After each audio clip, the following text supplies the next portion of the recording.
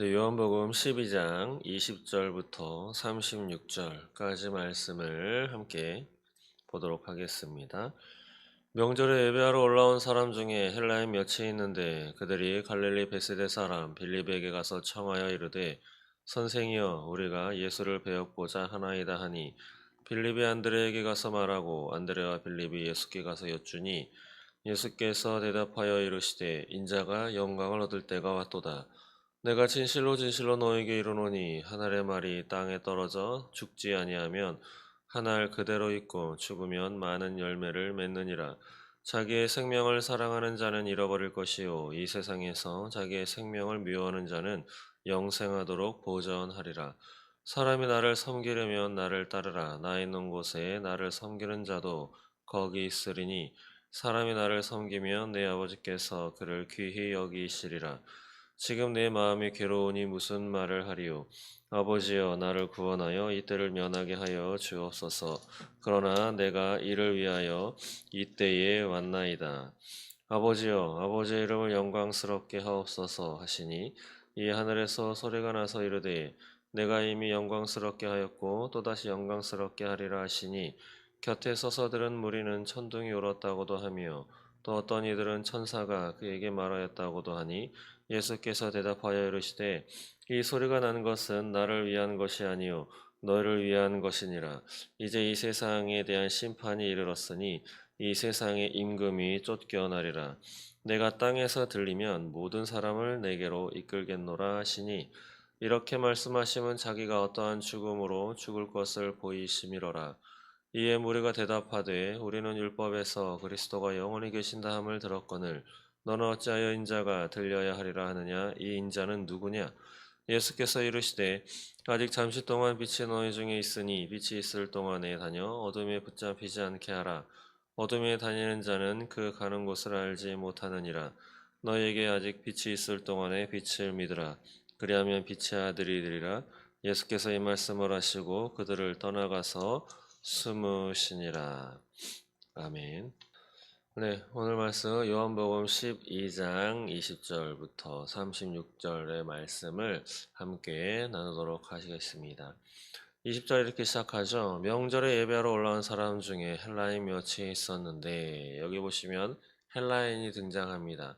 헬라인은 유대인이 아니죠. 그래서 유대교도 믿지 않습니다.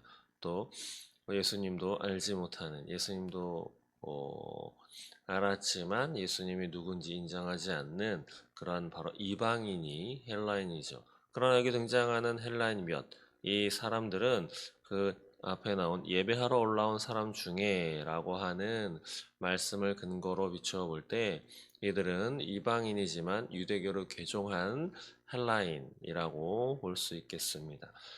이들이 빌립에게 가서 청하죠. 우리가 예수를 뵙고자 하나이다. 그 이유를 알지는 못합니다. 뚜렷이 나와 있는 것이 없기 때문에. 그러나 이들이 목적하고자 하는 것은 예수님을 만나고자 하는 거죠. 그런데 여기 보면 빌립에게 선생이여 라고 부르죠. 선생이여. 근데 빌립을 소개하는 단어가 앞에 나옵니다. 갈릴리 베세데 사람 빌립이라고 나오는데 이 베세다라고 하는 지명, 이곳은 갈릴리 북쪽에 있는 곳으로 그 뜻은 어부의 집이라는 뜻입니다. 어부의 집. 바로 어부인 사람 빌립이라고 굳이 이렇게 소개하는 까닭은 유대교로 개종한 이 헬라인들이 이 빌립에게 선생이여라고 이렇게 이야기를 하죠. 예. 뭐 여러 가지 깊은 뜻도 있을 수 있겠지만 이들이 선생이라고 불렀던 이 빌립 원래 어떤 사람인가? 바로 어부라고 하는 직업을 갖고 있는 사람이다라고 굳이 이렇게 소개한 까닭은 여러 가지 가운데 어부는 그렇게 특출난 직업이 아니죠. 이 시대에 예수님의 제자 가운데 어부는 많이 있었습니다. 빌립뿐 아니라 베드로도 어부였죠. 또 다른 제자들도 그렇고 이렇게 흔하디 흔한 직업 가운데 하나가 바로 어부였다라고 하는 것입니다. 이렇게 평범한 사람이 예수님을 따르다 보니 다른 사람들이 이 빌립에게 선생이라고 이렇게 지칭하는 거죠.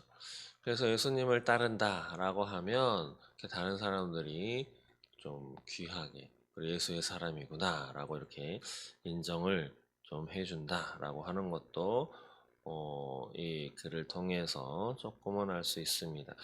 그러자 빌립이 안드레에게 가서 말하고 안드레와 빌립이 예수께 이제 말씀을 드립니다. 그랬더니 예수님께서 하시는 말씀이 바로 23절부터 보시면 인자가 영광을 얻을 때가 왔도다라고 말씀하시죠. 때.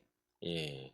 성경에 많은 때가 나옵니다. 그 가운데 우리는 예수님이 다시 오실 그 재림의 때, 마지막을 살아가고 있으면서 예수님이 오실 날을 우리는 기다리며 살아가는 사람들입니다.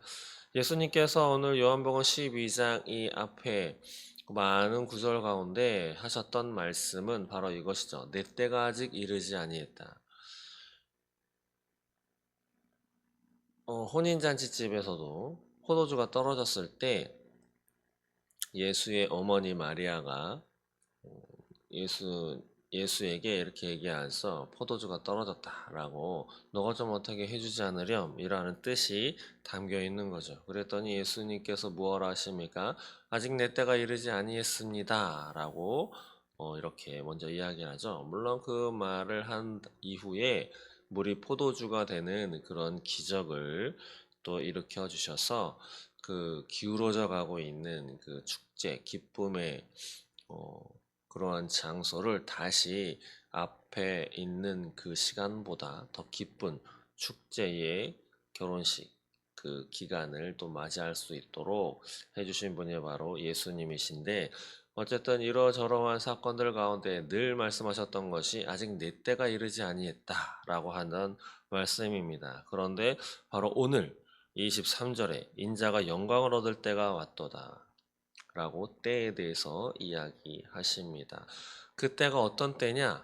바로 이어서 말씀하시는 24절, 25절 보시면 내가 진실로 진실로 너에게 이르노니 한 알의 밀이 땅에 떨어져 죽지 아니하면 한 알 그대로 있고 죽으면 많은 열매를 맺느니라.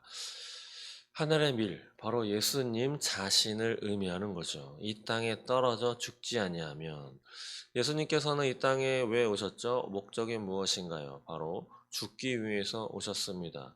바로 저와 여러분의 생명을 살리기 위해서죠. 죄를 없애기 위해서, 죄값을 대신 치르게 하기 위해서 이 땅에 오신 분입니다. 여기 보시면 그래서 하늘의 밀이 바로 예수님을 의미하는데 이 땅에 떨어져 어떻게 보면 바로 이 땅에 떨어졌다라고 하는 것은 천상의 그 영광스러운 자리, 천사들의 칭송과 찬송을 받으면서 하나님과 동등한 영광의 자리에 계셨던 예수님께서 이 땅에 오신 것, 바로 성육신을 의미한다고 볼 수 있습니다. 이 땅에 떨어졌다. 아주 낮고 천한 자리. 하나님이 신이신 바로 창조주이신 그분이 피조물인 인간으로 인간의 몸을 입고 이 땅에 오셨다라고 하는 거죠. 제가 이것을 설명할 때 가끔 예로 드는 것이 이런 것들이죠. 집에 고양이나 강아지, 또 저는 예전에 햄스터까지 길러보고 거북이도 길러봤는데 아무리 애완동물 뭐 이런 걸 사랑하고 아끼고 한다 하더라도 내 자신이 내가 키우고 있는 고양이, 강아지, 햄스터가 네, 될 마음은 추호도 없습니다. 그러나 하나님께서는 친히 인간으로 이 땅에 오셨다라고 하는 거죠. 전혀 다른 존재로. 인간이 햄스터가 된다라고 하는 것은 피조물이 같은 피조물로 변화되는 것이지만 하나님이 인간으로 오셨다라는 것은 창조주가 피조물로 오셨다. 완전히 존재 자체가 다른 것입니다. 그러나 예수님께서는 그 신이신 존재로서 이 땅에 인간의 몸으로 아주 낮고 천한 자리에 오신 것이죠. 그것이 이 땅에 떨어져 바로 성육신을 가리키는 것이고 죽지 아니하며 바로 죽기 위해서 오셨기 때문에 죽음에 대해서 있는 하신 말씀인 것입니다. 그래서 죽지 않으면 한 알 그대로 있지만 죽으면 많은 열매를 맺느니라. 예수님께서는 이후에 나오는 것처럼 많은 열매, 많은 사람을 자신에게로 이끌겠노라 라고 하시는 것인데, 이어서 나오는 25절 말씀은 자기의 생명을 사랑하는 자는 잃어버릴 것이요 이 세상에서 자기의 생명을 미워하는 자는 영생하도록 보존하리라. 예수님께서는 우리의 생명을 다시 살리시기 위해서 영원한 생명, 영생을 주시기 위해서 이 땅에 오셨습니다. 그러나 우리에게 원하시는 바가 바로 너희 자신의 생명을 사랑하지 말아라. 너희 자신의 생명을 사랑하면 도리어 잃어버릴 것이고 자기의 생명을 미워하면 영생할 것이다 라고 말씀하시는데, 이 말씀의 뜻은 어떠한 뜻인가? 바로 첫 번째로는 우선순위에 관련된 것입니다. 너 자신만을 먼저 생각하는 것, 그것, 포기해라. 내려놓아라. 십자가에 못 박아라. 라고 하는 말씀이고, 두 번째로는 자기의 생명, 바로 육신의 생명, 육신의 것을 쫓지 말고 영원한 것, 영생을 사모해라. 라고 하는 뜻이 담겨 있는 것이죠. 육신의 것, 아무리 연단하고 하더라도 썩어 없어질 무익한 것이고, 영원한 생명을 위한 것, 그것이야말로 참된 것이며 참된 생명이다 라고 하는 말씀인 것이죠. 그렇기 때문에 눈에 보이는 것, 나의 육신의 생명, 그리고 타인, 다른 사람보다 내 자신을 먼저 우선시하며 살아가는 삶, 그것은 도리어 멸망하고 너의 생명을 잃어버릴 뿐이다 라고 하는 말씀입니다. 그래서 내 자신이 아닌 내 이웃을 사랑해라 라고 했던 그 두 번째로 요약되는 그 계명의 말씀과 같은, 그리고 육신의 것이 아닌 영원한 생명을 사모하는 것이 진정한 것이고 그것이 참된 것이다 라고 하는 그 말씀을 다시 하는 것입니다. 그러면서 26절에 이렇게 말씀하죠. 사람이 나를 섬기려면 나를 따르라. 예, 바로 나를 섬기고 나를 따르라 라고 하는 것이죠. 이것은 무엇입니까? 바로 예수님의 뜻에 따라 살아라 라고 하는 것입니다. 너희가 사람이 나 예수를 섬긴다 라고 하는 것은 그냥 대접만 하고 환영만 하고 예수님 찬송만 하고 예배만 드리고 거기에서 끝나는 것이 아니고 예수님을 따라가는 것. 예수님을 따라간다는 것이 무엇입니까? 예수님의 말씀을 삶으로 지켜 살아내는 것을 의미하는 것이죠. 그렇게 했을 때 주어지는 것이 무엇인가? 바로 이어서 나오는데 두 가지로 말씀하고 있습니다. 첫 번째는 나 있는 곳에 나를 섬기는 자도 거기 있으리니. 바로 나 있는 곳 어디이겠습니까? 예수님께서 십자가 달려 돌아가시고 부활하신 후에 하늘로 올라가셨습니다. 지금도 하나님 우편에 앉아 계시죠? 바로 그곳, 바로 천상세계, 천국, 하나님의 나라를 의미하는 것입니다. 바로 예수님을 섬기고 예수님을 따르는 사람은 예수님이 계시는 천국의 삶을 보장받는다라고 하는 것이고, 두 번째로 사람이 나를 섬기면 내 아버지께서 그를 귀히 여기시리라 말씀하십니다.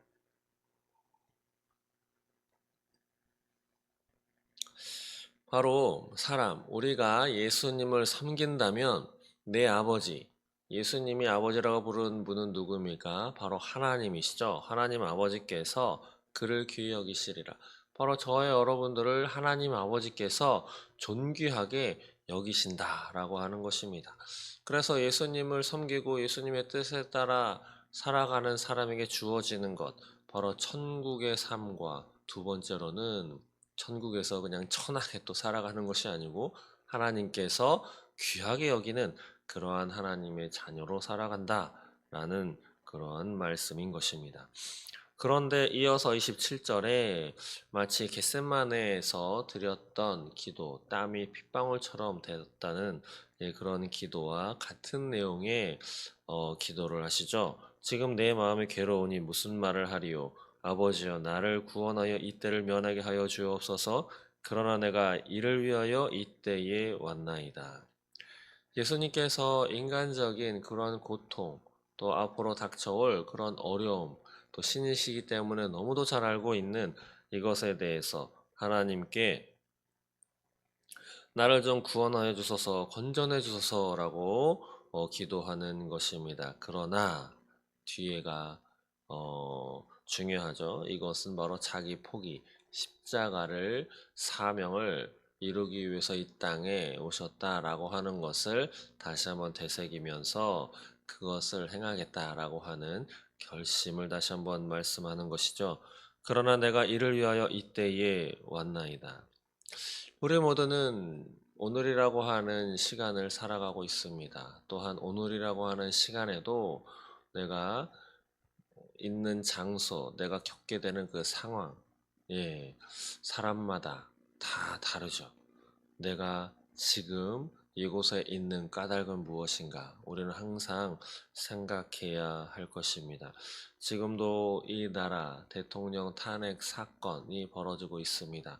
그 가운데 한 부류는 재판관 자리에 앉아 있으며 또 한 부류는 그 대통령을 탄핵시키려고 하는 그 청구인 자리에 앉아 있고 또 한 부류는 탄핵 심판을 받고 있는 대통령을 다시 한번 탄핵으로부터 살리기 위해서 변호하고 있는 변호의 자리에 앉아 있고 또 다른 부류의 사람들, 청구인과 피청구인의 신청에 의해서 증인으로 나와 또 증인으로 진실된 것을 증언하는 자리에 나와 있는 많은 사람들이 있습니다. 보셔서 아시겠죠? 또 요즘에는 유튜브, 지난 박근혜 대통령의 탄핵 심판 사건과는 좀 다른 그러한 이야기들이 또 많이 회자되고 또 영상으로 제작되어 나오고 있습니다. 뭐 판단은 각자의 몫이겠습니다. 그러나 그 탄핵 심판 자리에 나와 있는 사람들이 하는 말, 하는 태도, 바뀌는 말, 그들이 진실된 말을 하는가? 예, 오늘 이를 위하여 이때에 왔나이다 라고 말씀하시는 예수님의 이 말씀, 이 고백을 그들이 같은 고백을 한다면 지금과는 좀 다른 그런 증언이나 그런 변호 또 그런 청구인의 태도가 되지 않을까 싶습니다. 개인적으로 많이 안타까운 그런 모습을 우리는 지금 맞닥뜨리고 있는 것이죠. 그러면서 28절에 예수님께서는 하나님께 이렇게 기도하죠. 아버지여, 아버지의 이름을 영광스럽게 하옵소서. 예수님께서 이 땅에 오셔서 자신의 영광을 취하려고 또 자신의 영광을 위해서 행하지 아니하셨습니다. 바로 하나님 아버지만을 영광스럽게 하시기 위해서 이 땅에 왔다 라고 하셨던 것처럼 오늘 그런 기도를 드리시는 것이죠. 그랬더니 하늘에서 이런 소리가 들립니다. 이미 영광스럽게 하였고 또다시 영광스럽게 하리라.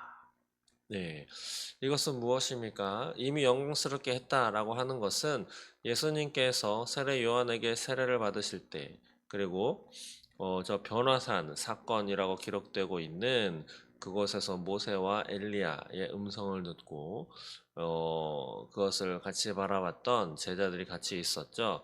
그럴 때에 하나님께서 예수님을 영광스럽게 변화되는 그러한 모습 또 하늘에서 내 사랑하는 자다 라고 음성이 들렸던 그때를 이야기하고 또다시 영광스럽게 하리라 라고 하는 것은 무엇인가?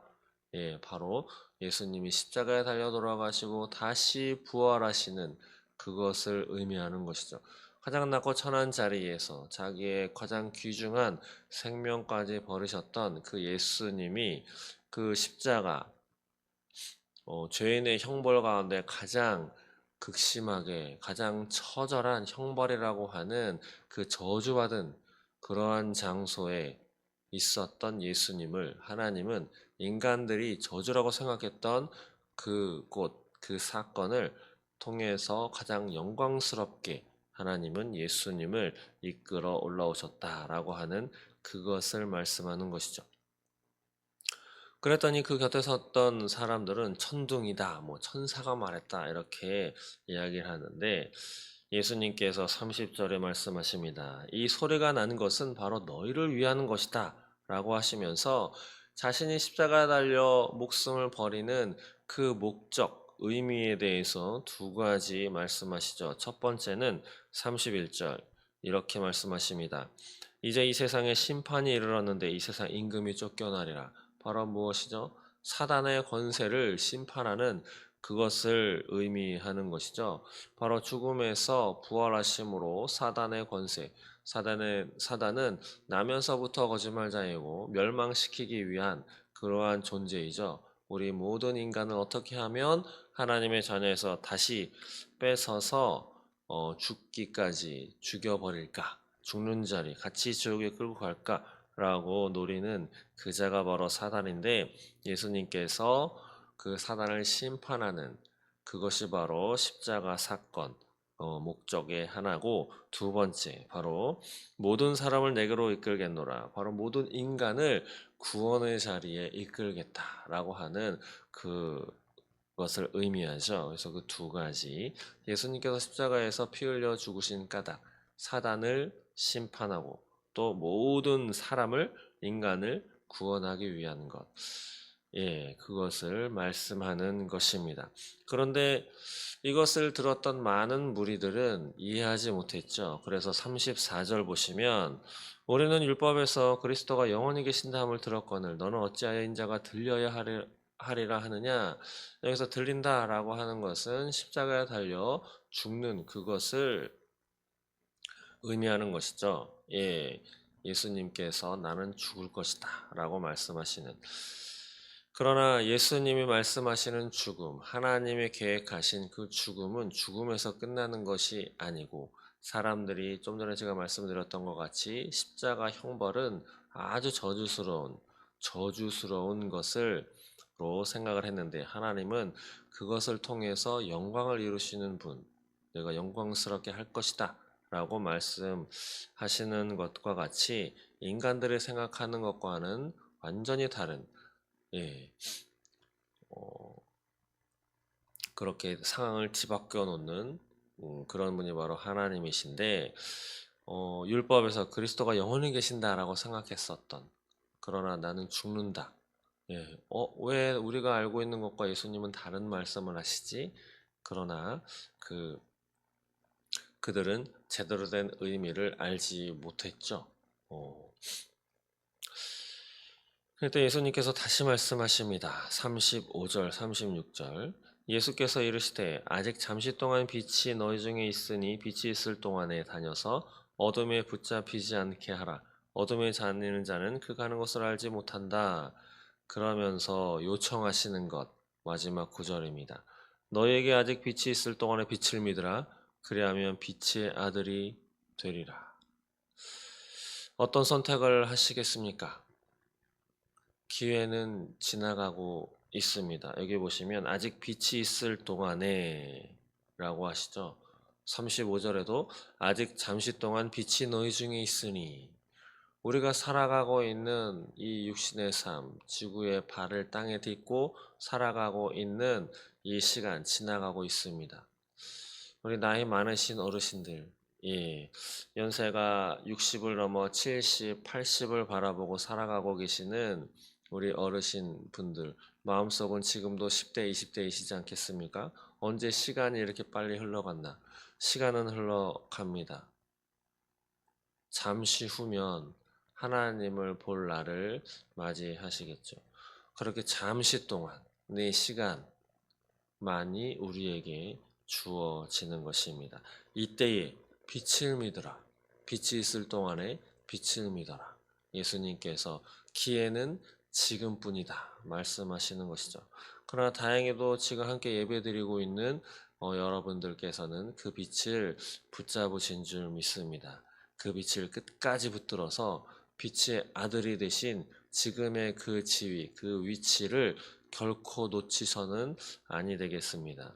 그래서 예수님께서 말씀하신 천국의 삶 그리고 하나님께서 존귀하게 여기시는 그 자리, 그 예수님과 똑같은 상속자의 그 자리를 결코 잃어버리지 마시기 바랍니다. 말씀을 정리하겠습니다.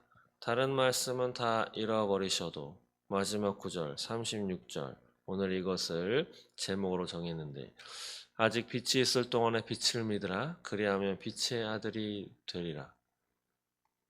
지금 우리 앞에 와 계신 예수님을 믿을 수 있는 이 기회, 이 시간 결코 놓치지 마시고, 예수님을 붙잡으신 그 믿음 결코 잃어버리지 마시고, 상황이 어떻든 세상이 어떻게 돌아가든 예수님을 향한 이 믿음 하나 끝까지 붙잡으셔서 천국의 삶, 그리고 예수님처럼 하나님께서 존귀 여기시는 그 상속자의 위치를 끝까지 지켜가셔서 하나님의 자녀된 삶을 충만히, 영원한 생명을 충분히 영원히 누리시는 저 여러분 되시기를 소망합니다. 기도하겠습니다. 하나님 감사합니다. 많은 열매를 맺기 위해서 한 알의 밀알이 죽어야 된다고. 그래서 우리 인간의 구원을 위하여, 생명을 위해서 자기 목숨을 버리신 예수님 너무도 감사합니다. 감사하다는 말로도 부족한 이 감사를 오늘 하루도 감사하게 그런 기도를 드리며 살아갈 수 있도록 인도하여 주시옵소서. 빛이 있을 동안에 빛을 믿으라. 그리하면 빛의 아들이 되리라. 예수님께서 우리에게 살아 생전에 기회를 주신 이 기회를 결코 놓치지 않게 하시고, 붙잡은 예수님을 향한 이 믿음 결코 잃어버리지 않도록 아버지여 지켜보아여 주시옵소서. 그래야 빛의 아들로 하나님께서 존귀 여기시는 그 자리, 이 위치, 이 자격을 결코 잃어버리지 않도록 영원히 유지할 수 있도록 하나님 인도하여 주옵소서. 감사합니다. 예수님의 이름으로 기도드립니다. 아멘.